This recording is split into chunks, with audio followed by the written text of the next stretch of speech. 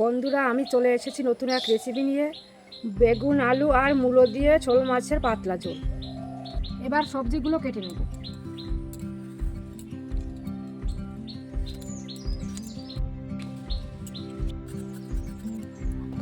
সবজিগুলো ভালো করে ধুয়ে নেব।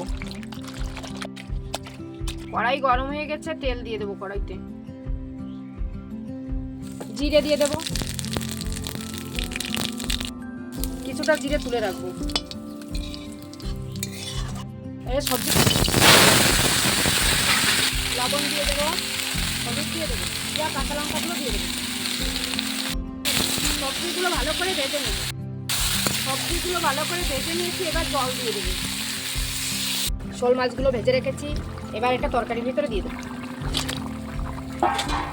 কোনো মশলাই দেইনি, শুধু জিরেটা ভেজে রেখে বেটে দিয়েছি। এটাই স্বাদ আসবে তরকারিতে। আবার এটা মিশিয়ে দেবো তরকারির সাথে।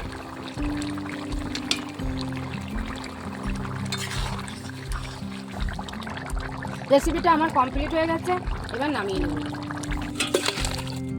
বন্ধুরা, মূলো, বেগুন, আলু আর শোল মাছ দিয়ে রেসিপিটা আমার কমপ্লিট হয়ে গেছে।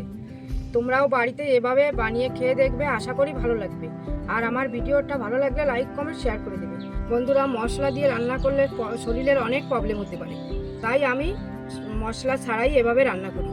তোমরা এভাবে রান্না করে খেয়ে দেখবে, আশা করি ভালো লাগবে।